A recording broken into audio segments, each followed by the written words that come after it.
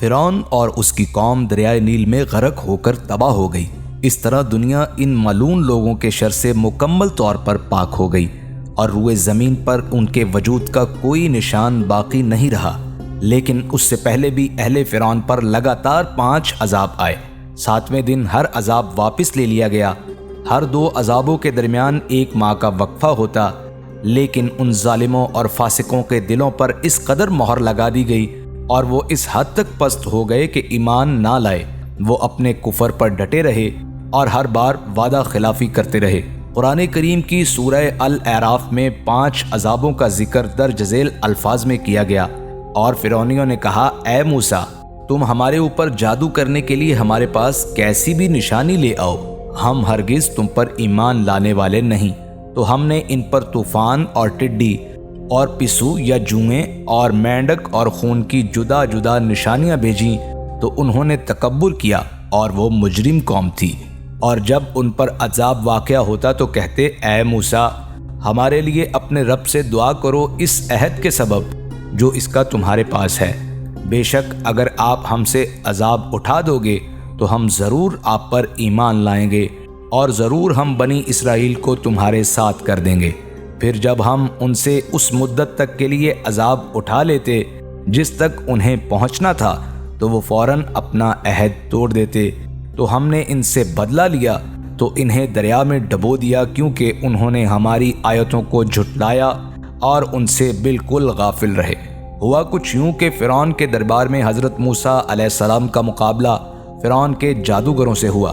سیدنا موسیٰ علیہ السلام کا مقدس عصا اسدحہ بن گیا اور جادوگروں کے سانپوں کو نگل گیا، تو وہ جادوگر سجدے میں گر پڑے اور ایمان لے آئے۔ لیکن فرعون اور اس کے لوگوں نے یہ معجزہ دیکھنے کے بعد بھی ایمان قبول نہیں کیا، بلکہ اس کے بجائے فرعون کے کفر اور سرکشی میں مزید اضافہ ہو گیا، اور اس نے بنی اسرائیل اور حضرت موسیٰ علیہ السلام کے ساتھیوں کو اور اذیت دینا شروع کر دی اور ان پہ مختلف طریقوں سے ظلم کرنے لگا۔ فرعون کے ظالمانہ طرز عمل سے ناراض ہو کر سیدنا موسیٰ علیہ السلام نے بارگاہ الہی میں دعا کی، اے میرے رب، فرعون حد سے گزر گیا ہے اور اس کی قوم نے اپنے وعدے توڑ دیے ہیں، اس لیے انہیں ایسے عذاب میں مبتلا کر جس کے وہ مستحق ہیں، تاکہ یہ میری امت اور آنے والی نسلوں کے لیے عبرت کا سامان بن جائے۔ حضرت موسیٰ علیہ السلام کی دعا کے بعد اللہ تعالیٰ نے قرآن پاک کے مطابق فرعونیوں پر لگاتار 5 مختلف عذاب نازل فرمائے۔ ان لوگوں پہ پہلا عذاب سخت طوفان کا آیا۔ اچانک بادل چھا گئے اور ہر طرف اندھیرا ہو گیا۔ اس کے بعد اتنی تیز بارش شروع ہوئی کہ فرعونیوں کے گھروں میں پانی داخل ہو گیا۔ ان کے گھر بارش کے پانی سے بھر گئے اور پانی ان کی گردنوں تک آنے لگا۔ جو بیٹھ گئے وہ ڈوب کر مارے گئے۔ وہ ہر کوشش کے باوجود اس پانی سے چھٹکارا حاصل نہیں کر پا رہے تھے۔ سیلاب کی لہروں نے ان کے کھیت اور باغات کو تباہ کر دیا۔ وہ 1 ہفتے تک یہ عذاب سہتے رہے۔ اگرچہ بنی اسرائیل کے گھر فرعون کے پیروکاروں کے گھروں سے ملحق تھے، لیکن بنی اسرائیل کے گھروں میں پانی داخل نہیں ہوا اور وہ اپنے گھروں میں بغیر کسی تکلیف کے رہتے رہے۔ جب فرعونی لوگ عذاب مزید برداشت نہ کر سکے اور بے بس ہو گئے تو وہ سیدنا موسیٰ علیہ السلام کے پاس آئے اور ان سے درخواست کی کہ ان کے لیے دعا فرمائیں تاکہ یہ آفت ٹل جائے۔ انہوں نے یہ عہد بھی کیا کہ وہ ایمان لائیں گے اور بنی اسرائیل کو آپ کے پاس بھیجیں گے۔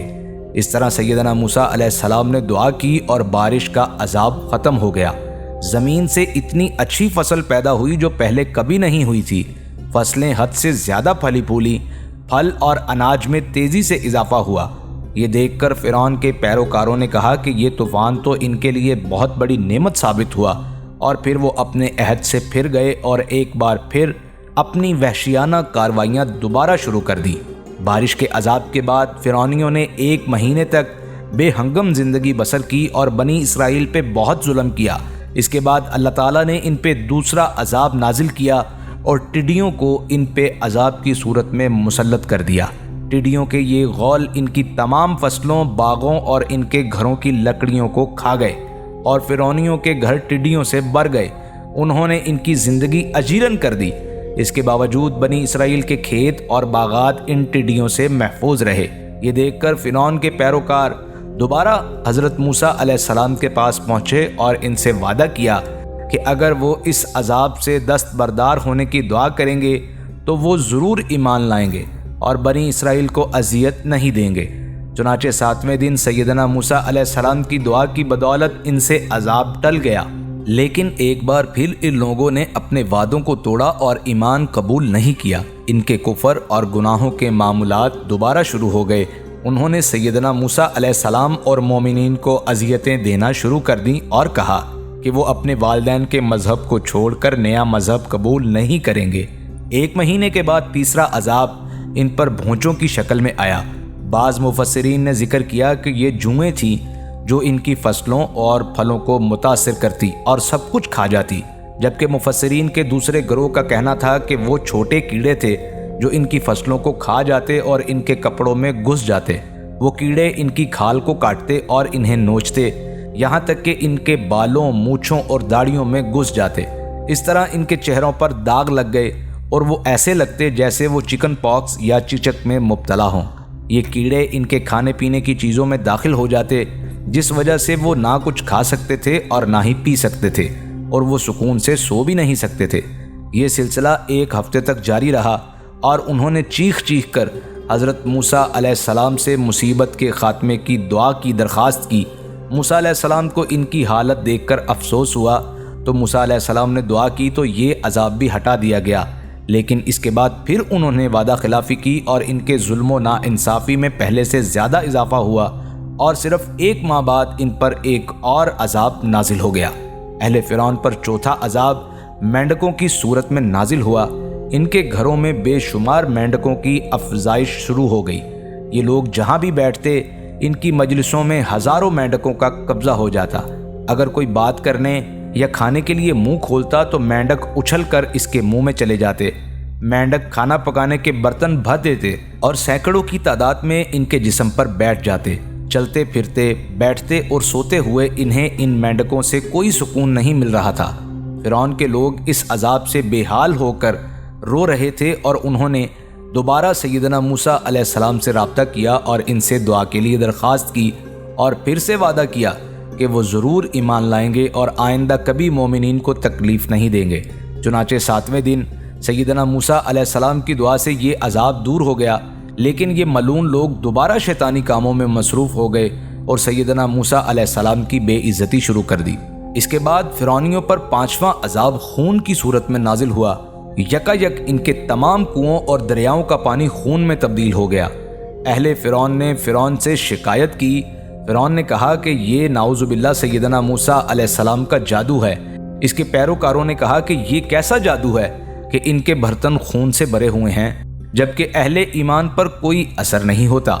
پھر فرعون نے ان کو حکم دیا کہ تم مومنین کے ساتھ ایک ہی بالٹی سے پانی نکالو، لیکن یہ اللہ کی قدرت کا عجیب معجزہ تھا کہ جب مومنوں نے پانی نکالا تو وہ بالکل صاف اور خالص اور میٹھا تھا۔ اس کے برعکس جب فرعون کے پیروکار اسی بالٹی سے پانی نکالتے تو وہ خالص خون تھا۔ جب فرعونیوں کو شدید پیاس لگی تو وہ اہل ایمان کے پاس آئے اور کہا کہ وہ ان کے ساتھ ہی ایک برتن میں ایک ہی وقت میں پانی پئیں گے، لیکن اللہ تعالیٰ کی قدرت کہ ایک ہی برتن میں ایک ہی وقت میں جب اہل ایمان اور کافر مل کر پانی پیتے تھے تو مومنین کی طرف سے صاف شفاف پانی اور کافروں کی طرف پانی خون میں بدل جاتا۔ فرعون اور اس کی قوم بے بسی کی حالت میں گھاس چبا کر اور اس سے پانی نکال کر پیاس بجھاتی تھی، لیکن اس میں سے بھی جو مایا نکلتا وہ ان کے منہ میں داخل ہوتے ہی خون بن جاتا۔ اس حالت سے تنگ آ کر فرعونیوں نے دوبارہ حضرت موسیٰ علیہ السلام سے عذاب واپس لینے کی درخواست کی۔ پیغمبرانہ مہربانی اور شفقت کی وجہ سے سیدنا موسیٰ علیہ السلام نے دوبارہ ان کے لیے دعا کی۔ اس طرح 7ویں دن ان سے خون کی لعنت کا عذاب واپس لے لیا گیا، لیکن اس کے باوجود بھی فرعون اور اس کے پیروکار بنی اسرائیل کو تنگ کرنے سے باز نہ آئے اور بالآخر آخری عذاب کے طور پر دریائے نیل میں ڈوب کر غرق ہو گئے اور رہتی دنیا تک کے لیے عبرت کا نشان بن گئے۔ ناظرین، ان واقعات سے ہمیں جو اخلاقی سبق ملتا ہے وہ یہ ہے کہ وعدہ خلافی کرنا اور اللہ کے انبیاء کی تکذیب اور بے عزتی کرنا کبیرہ گناہ ہے۔ ان گناہوں کی وجہ سے فرعونیوں پر طرح طرح کے عذاب آئے اور وہ آخرکار دریا میں غرق ہو کر ہلاک ہو گئے۔ ان کی نشانیاں روئے زمین سے مٹ گئیں، لہٰذا ہر مسلمان پر فرض ہے کہ وہ وعدہ خلافی اور گناہوں سے اجتناب کرے، ورنہ ان پر سخت عذاب الہی آ سکتا ہے۔